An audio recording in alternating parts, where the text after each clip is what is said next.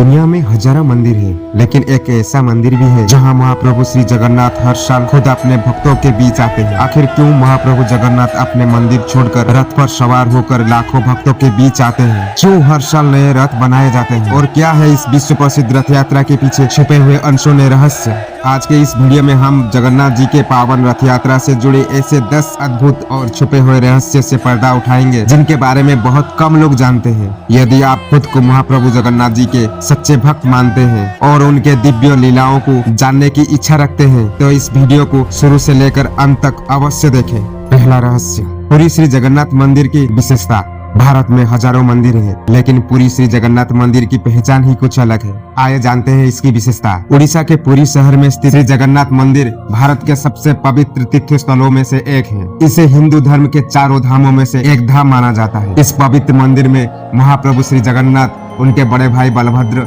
और बहन सुभद्रा के काष्ठ विग्रह रूप में पूजा की जाती है।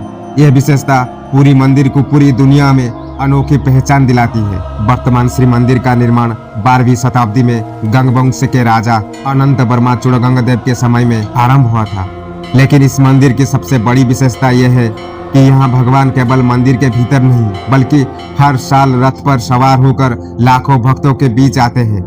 इस कारण से पूरी रथ यात्रा विश्व प्रसिद्ध है। लेकिन ये तो सिर्फ शुरुआत है। अब जानते हैं एक और रोचक बात। आखिर क्यों श्री जगन्नाथ, बलभद्र और सुभद्रा तीनों की पूजा एक साथ की जाती है? इसके पीछे भी एक विशेष महत्व है। श्री जगन्नाथ को भगवान विष्णु के अवतार श्री कृष्ण का स्वरूप माना जाता है।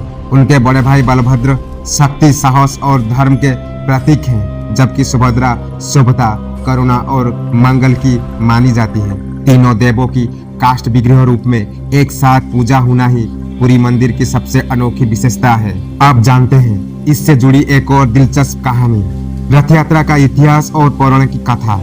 चलित पौराणिक विश्वास के अनुसार महाप्रभु जगन्नाथ हर साल अपने बड़े भाई बलभद्र और बहन सुभद्रा के साथ अपनी मौसी के घर के रूप में प्रसिद्ध गुंडीचा मंदिर की यात्रा करते हैं। इस पवित्र यात्रा को रथ यात्रा कहा जाता है, जिसे सदियों से भक्ति और परंपरा के साथ मनाया जा रहा है। लेकिन असली रहस्य अभी भी बाकी है।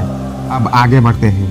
क्या आप जानते हैं कि महाप्रभु जगन्नाथ, बलभद्र और सुभद्रा के लिए बनने वाले तीनों रथ अपनी अलग अलग पहचान और महत्व रखते हैं? सबसे पहले आते हैं तालध्वज। यह भगवान बलभद्र का रथ है। इसका रंग लाल और हरा होता है। इसकी ऊंचाई लगभग 45 फुट होती है और इसमें 14 पहिए होते हैं। इसके बाद बीच में आता है दर्पदलन। यह माँ सुभद्रा का रथ है। इसका रंग लाल और काला होता है। इसकी ऊंचाई लगभग 44.6 फुट होता है और इसमें 12 पहिए होते हैं। सबसे आखिर में आता है नंदी घोष। यह भगवान श्री जगन्नाथ का रथ है। इसका रंग लाल और पीला होता है। इसकी ऊंचाई लगभग 45.6 फीट होता है और इसमें 16 पहिए होते हैं। अब जानते हैं इसका अगला रोचक पहलू। पूरी रथ यात्रा की एक विशेष परंपरा है कि तीनों रथ प्रति वर्ष नए काठ से निर्माण किए जाते हैं। इसके लिए पवित्र काठ का चयन और संग्रह परंपरागत विधि विधान के साथ किया जाता है। हर साल बसंत पंचमी के शुभ अवसर पर रथ निर्माण के लिए पवित्र काठ का चयन और संग्रह की प्रक्रिया शुरू होती है। इसके बाद अक्षय तृतीया के पावन दिन विधि विधान और परंपरा के अनुसार तीनों रथों का निर्माण किया जाता है। पारंपरिक महाराणा सेवक शास्त्रों में बताए गए विधि के अनुसार प्रत्येक वर्ष संपूर्ण नए काठ से तीनों रथों का निर्माण करते हैं। यही परंपरा सदियों से आज भी अटूट रूप से चली आ रही है। लेकिन इससे भी बड़ा रहस्य अभी बाकी है। क्या आप जानते हैं कि पूरी रथ यात्रा में एक राजा खुद सेवक बनकर रथ की सफाई करते हैं? इस परंपरा के पीछे छुपा है एक महान संदेश। छेरा पहरा श्री जगन्नाथ रथ यात्रा की एक पवित्र परंपरा है। इसमें पुरी के गजपति महाराज स्वयं सोने के झाड़ू से तीनों रथों की सफाई करते हैं। इस परंपरा का संदेश यह है कि महाप्रभु के सामने सब बराबर है, चाहे वो राजा ही क्यों ना हो, वह भी महाप्रभु का एक सेवक है।